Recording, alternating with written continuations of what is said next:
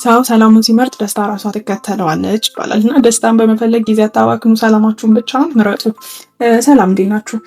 ይሄንን እስኪ ኢንተርኔት ላይ ያየሁትን ስላስቀር ፀጉሬን እየሰራው አንዳንድ ነገር ልበላችሁ። ያው እንግዲህ ሁሉም ሰው ደስታን ይፈልጋል፣ ደስታን የማይፈልግ የለም። ነገር ግን ጥቂቶች ብቻ ናቸው የሚያገኙት እና ለምን ይመስላችኋል?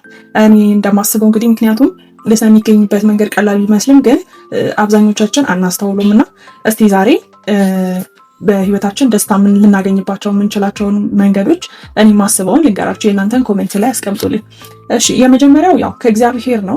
ትክክለኛ ደስታና ሰላም የሚገኘው ከእግዚአብሔር ነው። ከእግዚአብሔር በታች ግን የምናገኝባቸውን መንገዶች ልንገራችሁ። አንደኛ ኢነርጂያችንን አለማባከን። በምን አይነት መንገድ አለማባከን? በህይወታችን ውስጥ ኢነርጂ የሚያጠፉ ሰዎች አሉ አይደለ? ሁልጊዜ የሚተቹ፣ ሁልጊዜ የሚያጥላሉ፣ ነገርን ሁሉ በኔጌቲቭ የሚያዩ።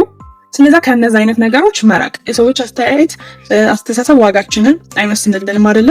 ኢነርጂ መጠበቅ ደግሞ ራስ ወዳድነት ነው። ራሳችንን መውደድና ራሳችንን ማክበር ነው። ስለዛ ከዛ መራቅ። ሁለተኛ ኮንትሮል ማድረግ የማንችለውን ነገር መተው። አንዳንድ ነገሮች ያው በእጃችን ላይ አይደሉም አይደል? የሰው ልብ፣ የህይወት መንገድ የነገ ውጤቶች ናቸውና እነዚህ ለመቆጣጠር ስንሞክር ራሳችንን በራሳችን ስለምናጣፍ መተው መቻልን መልመድ ይኖርብናል። መተው ድክመት አይደለም፣ እንደውም ጥበብ ነውና ኮንትሮል ማድረግ የማንችለውን ነገር መተው። ሶስተኛ ሂደትን ማመን። ህይወት ለእያንዳንዳችን ያው እቅድ አላት አይደለም? ምናልባት አሁን አንረዳውም፣ ነገር ግን አንድ ቀን ሁሉም ይስተካከላል። ስለዛ በእምነት ፈጣሪን ጠብቀን እሱ ደግሞ መንገዱን እንዲመራን መፍቀር ማለት ነው።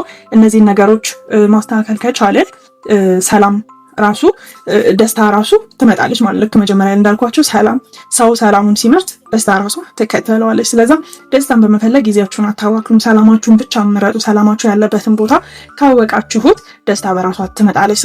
ቴንኪው ስለተከታተላችሁኝ ባይ